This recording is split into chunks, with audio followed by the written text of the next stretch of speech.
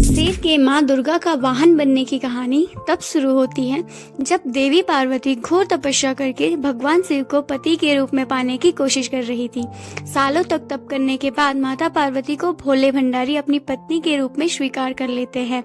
इस तपस्या की वजह से माँ पार्वती का रंग काफी काला पड़ जाता है।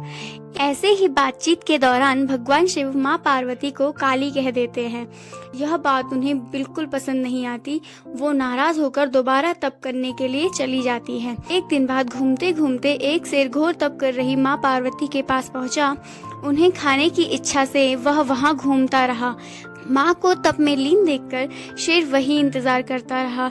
देवी का इंतजार करते करते सालों बीत गए। शेर माँ पार्वती के तेज की वजह से उनके पास नहीं पहुँच पाता था। कोशिश करता और असफलता हाथ लगने पर दोबारा लौटकर कोने में बैठ जाता।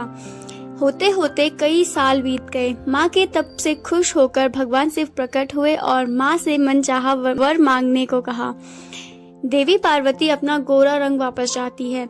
भगवान ने आशीर्वाद दिया और वहां से चले गए। वरदान मिलते ही माँ पार्वती नहाने के लिए चली गई।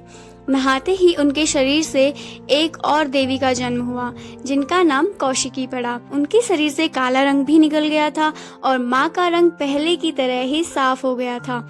इसी वजह से माता पार्वती का नाम माँ गौरी भी पड़ गया। नहाने के कुछ देर बाद माँ की नजर शेर पर पड़ी। शेर को देखते ही उन्होंने शिव को याद किया और शेर के लिए भी वरदान मांगा। माँ पार्वती ने भगवान से कहा, हे नाथ, यह शेर सालों से मुझे भोजन के रूप में ग्रहण करने के लिए इंतजार कर रहा था। मेरे पूरे तप के दौरान यह यहीं था।